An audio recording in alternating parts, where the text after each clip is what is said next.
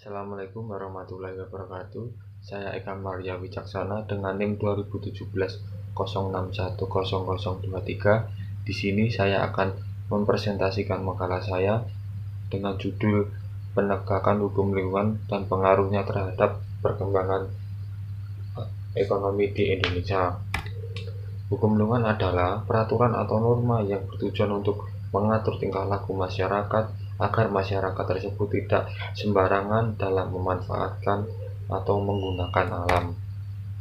Dijelaskan dalam pasal 28 huruf H ayat 1 yang berbunyi, setiap orang hidup sejahtera lahir dan batin, bertempat tinggal, dan mendapatkan lingkungan hidup yang baik serta sehat, memperoleh pelayanan kesehatan.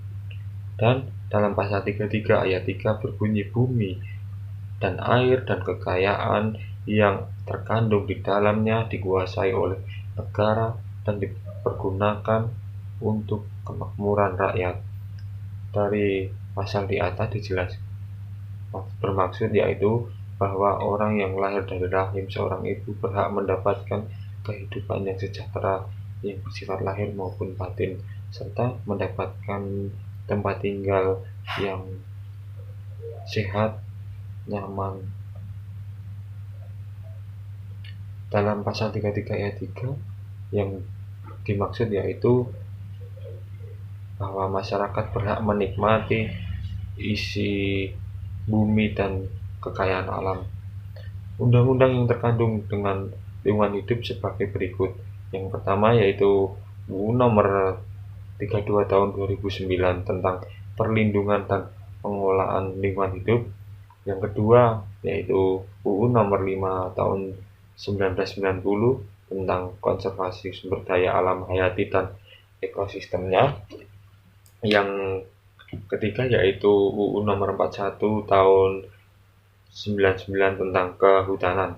Dari UU ketiga dapat disimpulkan bahwa pentingnya kita untuk menjaga kelestarian alam serta menjaga sumber daya alam yang hayati maupun non-hayati supaya terciptanya alam yang seimbang sehingga kita terhindar dari sebuah bencana. Penegakan hukum di Indonesia pada kasus kebakaran hutan dijelaskan dalam ketentuan pasal 1 bahwa lingkungan hidup yaitu kesatuan ruang dengan semua benda, daya, keadaan, makhluk hidup, termasuk manusia dan perilakunya yang mempengaruhi alam itu sendiri. Kelangsungan perkehidupan dan kesejahteraan manusia serta makhluk hidup lainnya. Menurut Sujono Sukanto, terdapat 5 faktor proses penegakan hukum. Yang pertama, faktor perundang-undangan, yaitu undang-undang dibuat tidak boleh bertentangan dengan ideologi negara. Selanjutnya, faktor penegakan hukum, yaitu penegakan pihak yang ikut andil dalam pembuatan dan penerapan hukum. Yang ketiga, faktor sarana, yaitu fasilitas yang baik demi mendukung proses penegakan hukum.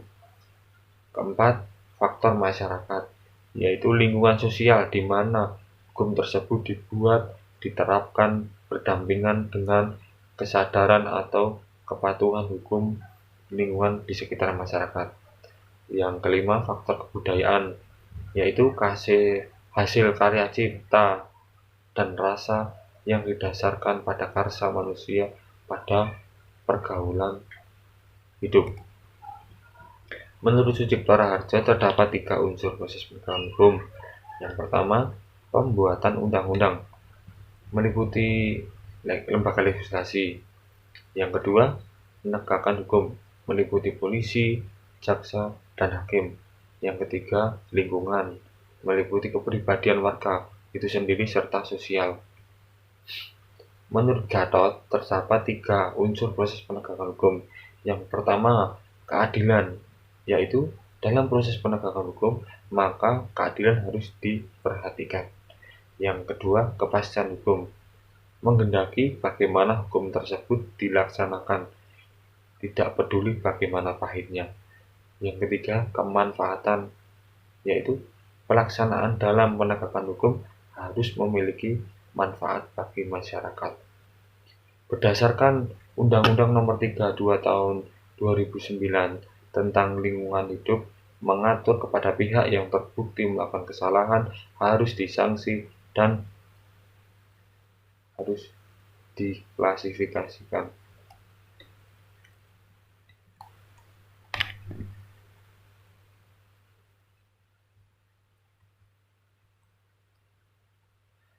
Penegakan hukum lingkungan kaitannya dengan hukum pidana terdapat dalam pasal 69 ayat 1 huruf H UU Nomor 32 Tahun 2009 tentang perlindungan dan pengelolaan lingkungan hidup yang memuat larangan melakukan pembukaan lahan dengan cara membakar.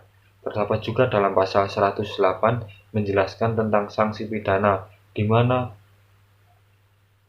pidana paling singkat 3 tahun, paling lama 10 tahun, serta denda paling sedikit 3 miliar, paling banyak 10 miliar. Penegakan hukum lingkungan mencakup penataan dan penindakan yang meliputi hukum perdata, hukum pidana, serta hukum administrasi negara. Pengaruh penegakan hukum lingkungan terhadap pertumbuhan ekonomi di Indonesia. 1. Pengembangan yang dilakukan dengan melalui proses dari awal atau nol, melainkan melakukan sesuatu yang lebih meningkatkan sisi kualitas dan kuantitas dari kegiatan tersebut. Kedua, Kastasmita mengartikan bahwa pembangunan adalah suatu usaha meningkatkan harkat martabat masyarakat dengan kondisi yang tidak mampu melepaskan diri dari kemiskinan. Para ekonom klasik meliputi Adam Smith, David Ricardo, Thomas Robert Malthus, John Stuart Mill, dan ekonom neoklasik seperti Robert Slow, Theodor Schwann berpendapat 4 faktor yang mempengaruhi pertumbuhan ekonomi. Yang pertama yaitu faktor jumlah penduduk, kedua jumlah stok modal, ketiga luas tanah dan kekayaan alam, keempat tingkat teknologi yang digunakan. Pada intinya, ukuran keberhasilan dalam suatu pembangunan yaitu dilihat dari kesejahteraan rakyatnya.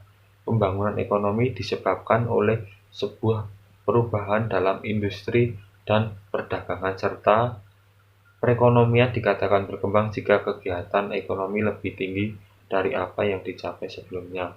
Terima kasih, sekian presentasi dari saya. Bila ada kekurangnya, saya mohon maaf. Akhirul kalam, wassalamualaikum warahmatullahi wabarakatuh.